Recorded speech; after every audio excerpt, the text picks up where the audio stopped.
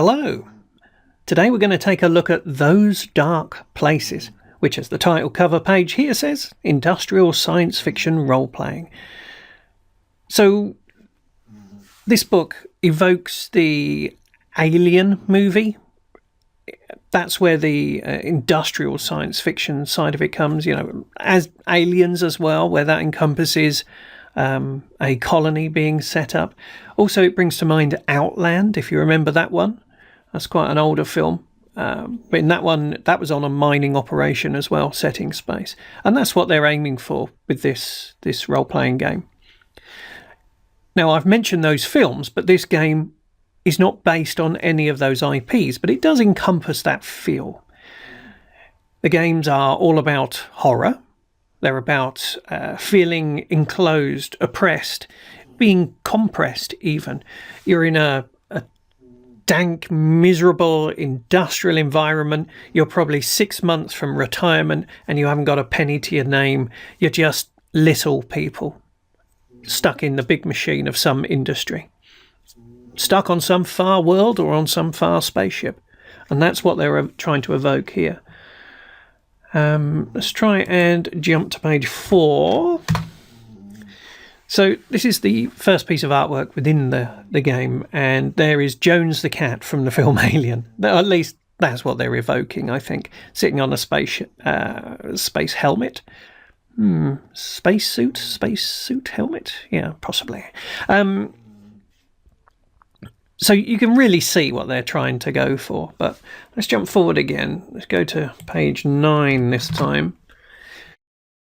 So once again, like those older films I mentioned, people are in space but smoking. And you can see the clothing here has a certain feel with those elasticated collars and cuffs. Again, that's kind of a throwback to, I think, the 80s. 80s science fiction had a lot of that kind of stuff because we had a lot of bomber jackets and that sort of thing around at the time. So again, that's the feel they're going for. So let's jump forward to page 12 and look at the next bit of art. I kind of like this one. The pink background obviously evokes blood, and you can see the axe on the floor there.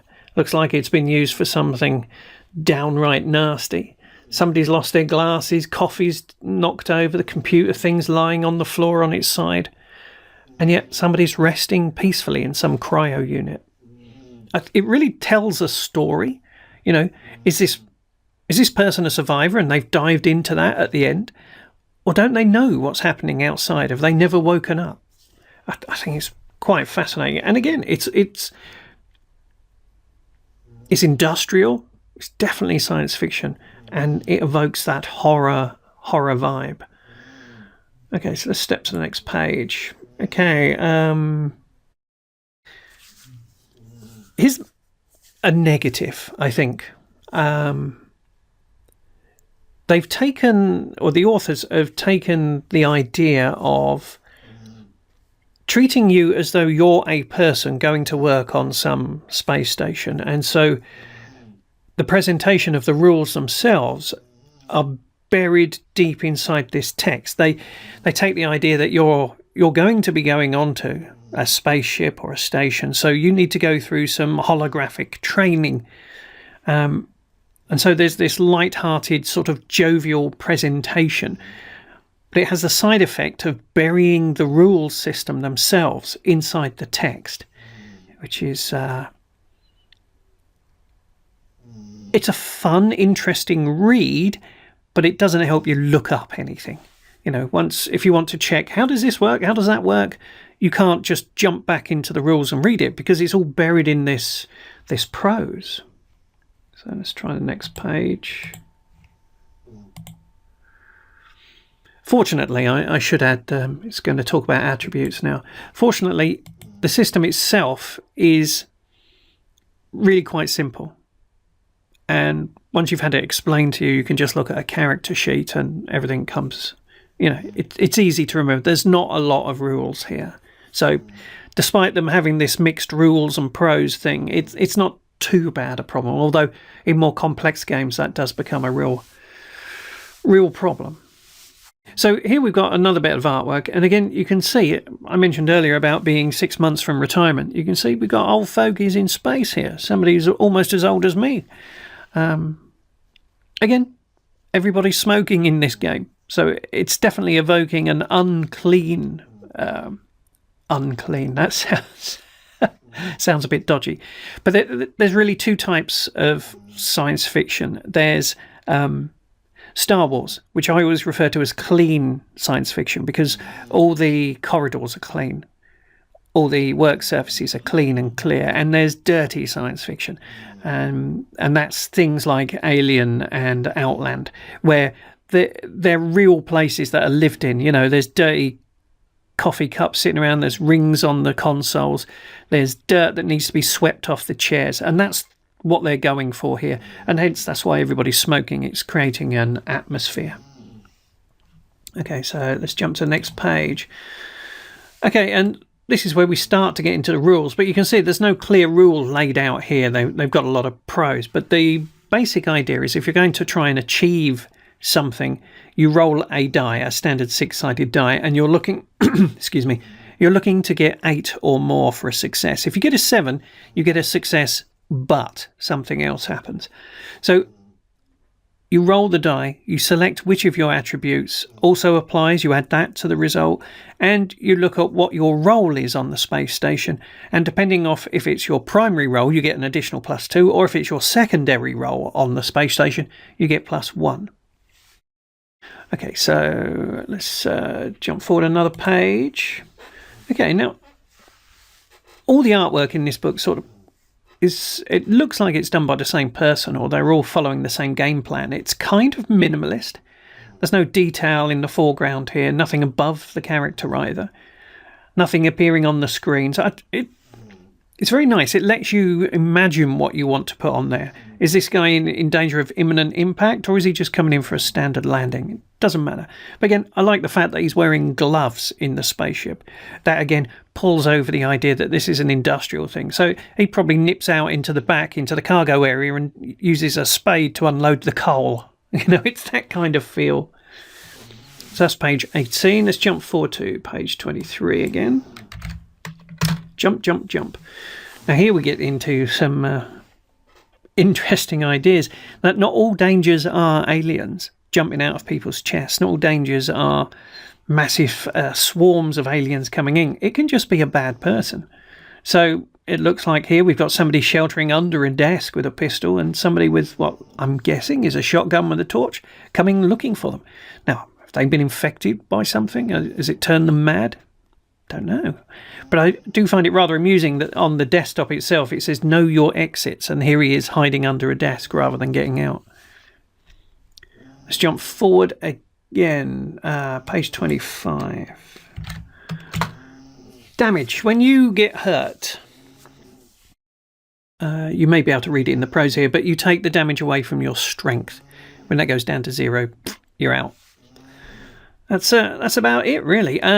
Let's jump forward to page 27. Here we are. Here's the Doctor in his very clean outfit. He's not wearing coveralls, but he's got a proper pair of trousers and a proper blouse on. He's running to some scene or incident, so he's possibly the only cleanly dressed person on the station. Next page is 29. So this is a little more evocative. We got somebody with a pistol, obviously shouting, screaming for help, already previously injured.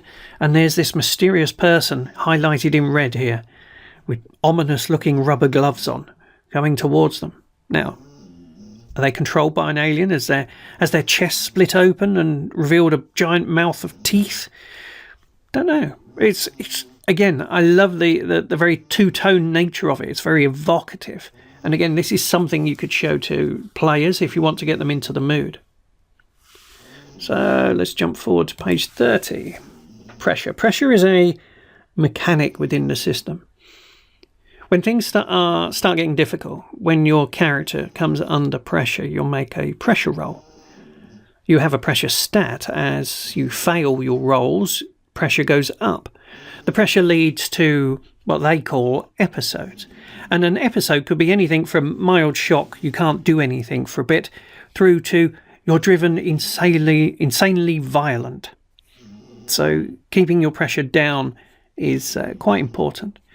I've not played this game, but I have watched a playthrough of the game on, I think it was Garblag channel. They do actual plays.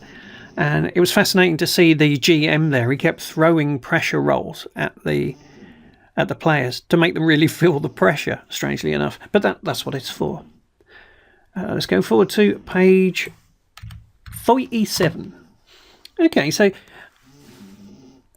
space is big and dark, obviously, and this is an interesting spaceship. And I was trying to work out what the blue circle represents on this bit of art.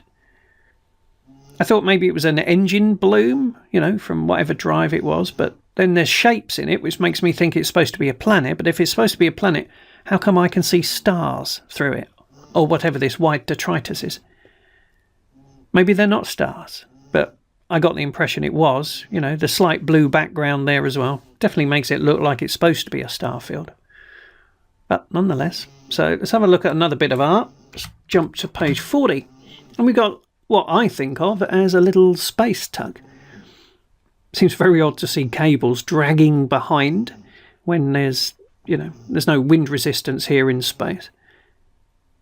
But again, a similar planet with that strange liney pattern down the bottom here. That's what we saw on the previous artwork. Similar thing here. So I definitely think the blue circle was a planet in the previous image. But this is a very workaday thing. This looks like a modern forklift almost. It's ugly, it's boxy, it's pretty damn industrial. Whereas the previous one, what page was it on? There.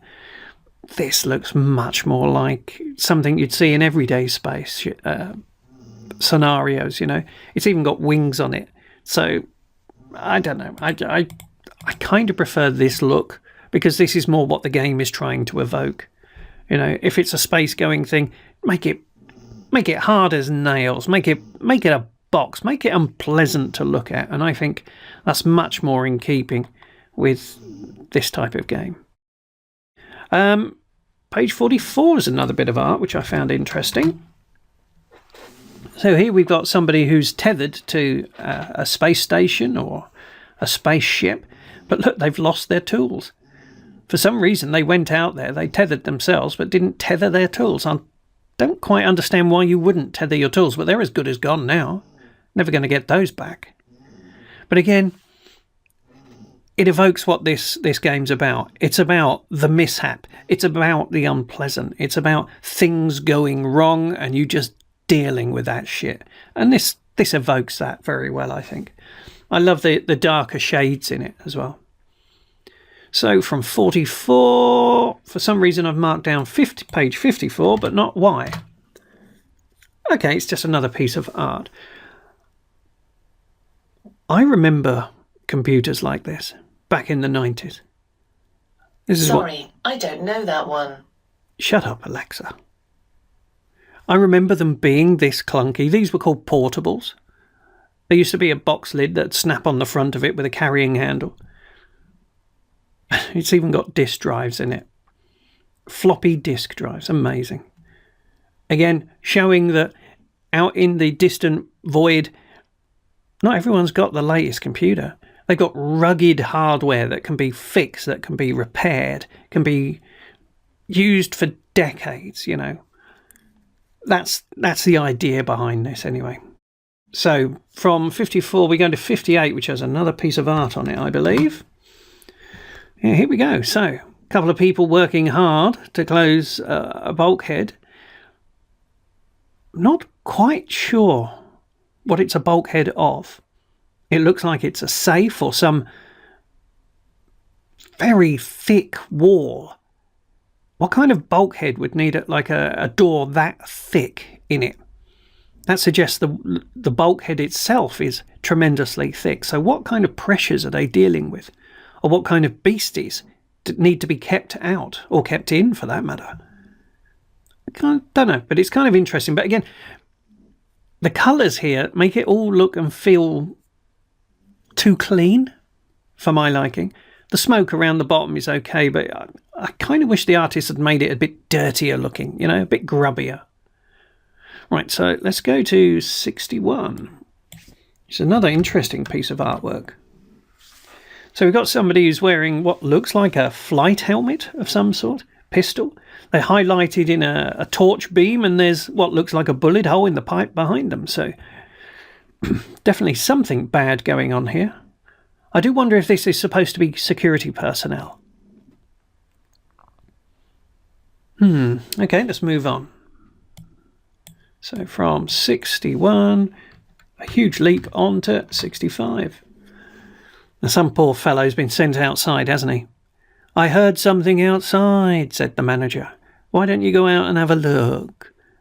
And then he puts on his spacesuit, steps outside and starts singing, Let's Go Feed the Monster. Nothing good is going to come of this trip outside, you can just tell. So let's go to 68. Not 8, 68. Okay, so here we've got the screaming exec. So he's their manager on this station, perhaps, or maybe he's an auditor dropping by for a visit. But he's not happy. He's not happy at all. But he does, I notice, have the square-bottomed tie, which I think was a thing in Alien. Or Aliens. I think the execs there wore square-bottomed ties. I find that kind of interesting. But again, very clean, so he's obviously not down on the, he's not working the drill head, is he? He's looking very clean. And again, that could be something you bring into your games, the class system as such. Those who work and those who don't. Okay, so let's go to 61. Oh, I've done 61. 73, that's where I meant to go. So, 73. Somebody's looking through all the manuals and the paperwork. This is the slogging. This is trying to work out, why is power inducer number 7 only giving out 36% instead of 38%? It's one of those, checking all the plans. Maybe they're looking for alternate readings for why tractor number 4 has disappeared in the same place that tractor 5 disappeared with no evidence found. Maybe there's something in these old plans, Again, I think it's quite evocative, but again, it's a very clean-looking image. Not too much of a fan of the clean, because I don't think that's where they were really going when you read through the game. So now we go to page 78 for another piece of artwork. Okay, so here we've got real, genuine female empowerment. This is like Ripley in Alien and Aliens, like the Doctor who starred in Outland. Women doing real work and completely capable themselves.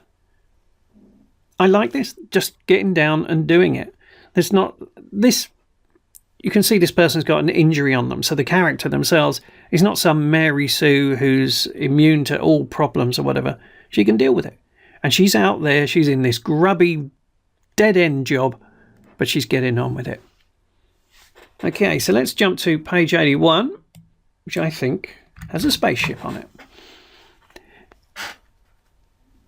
Kind of looks like a submarine to me, with that conning tower effect towards the back. Blocky, ugly, and that's genuinely industrial, isn't it? The aesthetics don't matter, it's just a spaceship. It's just there to lug things from planetoid A to asteroid B. That's all it's there for. It doesn't have to look nice. It's just a bunch of boxes welded together for the cheapest quote, I kind of like that. Right, so let's jump forward again to page 87. I had a good laugh when I first saw this. They've mounted a base on what I'm assuming is an asteroid within what looks like an asteroid belt of some sort. But what's to stop this base being grounded to powder when it collides with other rocks? I don't see any gun turrets or anything on it that would suggest it would blow them up so stop itself being damaged.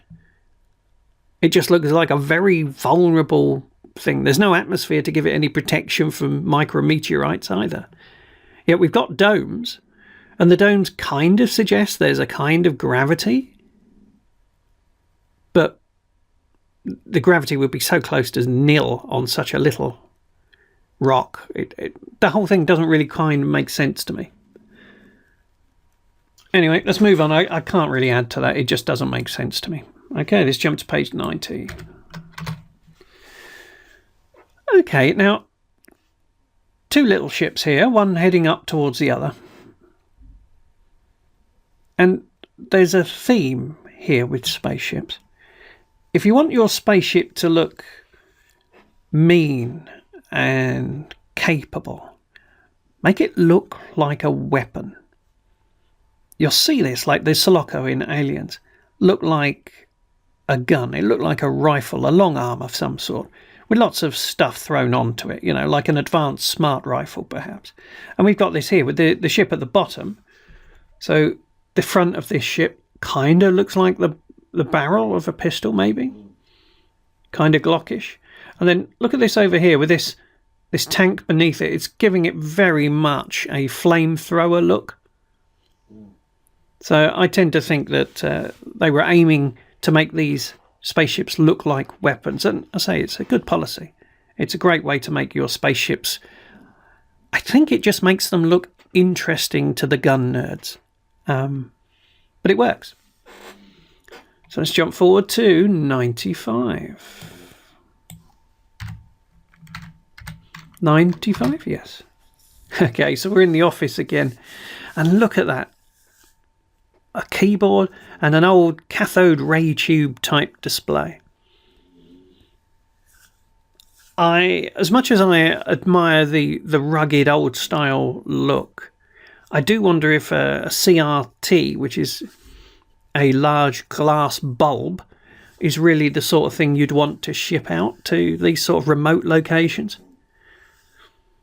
I know they used them in Alien and Outland because that was the only screens we had then, but now we've got flat screens, and I tend to think that if they have flat screen technology in the future, they're going to use that over a glass bubble, which is easier to break.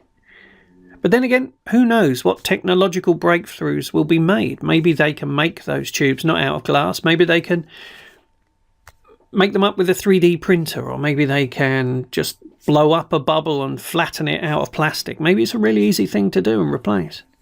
I'm not necessarily using 1960s technology here. But it does evoke that era, as it were. So, page 99. Why have I highlighted page 99? I have no idea why I've highlighted page 99. It's given us a bit of background. Human race is spread across the solar system. Yep. Okay, well, let's just move on. Maybe I meant page 100. So this guy's kitted up.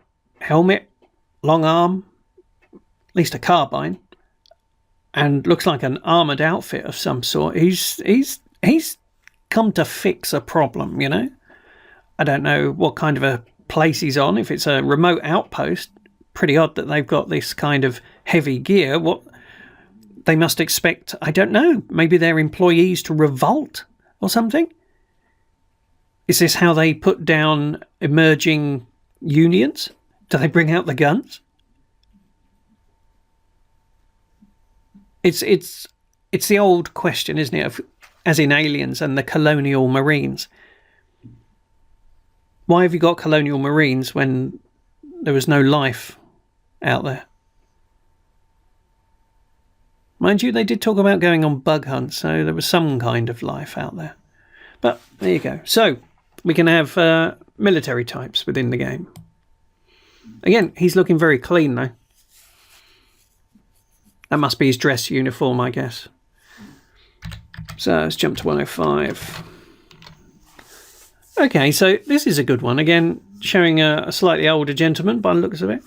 He's not particularly grubby. He's not particularly clean either.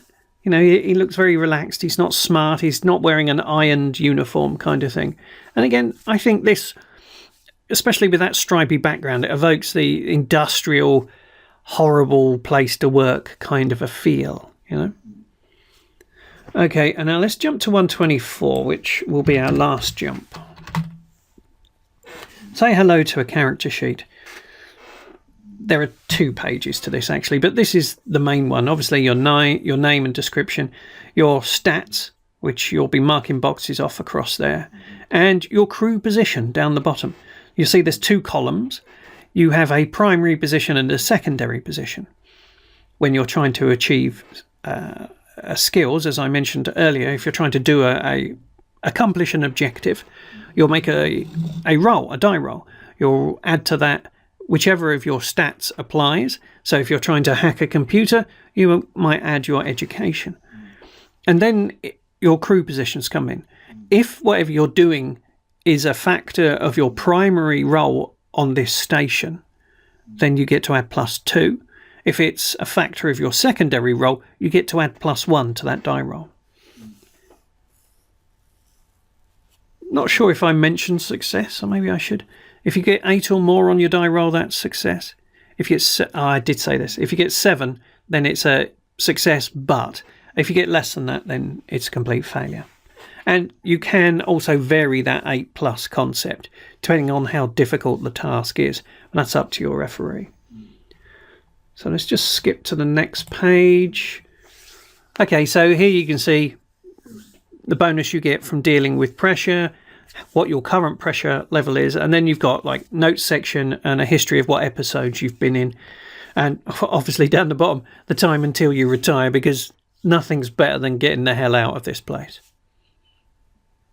All in all, I think this is a really good game. I'm somewhat enamoured of the simplicity of the die rolling mechanics. There's not a lot of number crunching here, so you can get on with the story. This is something I detest in some other games. Trying to think of, like the Warhammer 40,000 RPGs. There's 50 different ways when you're trying to do something to add 2% to your chance. You know, I've got this skill, I've got that ability, I've got this skill, I've been trained in that, so that's +1, that's +2, that's +1.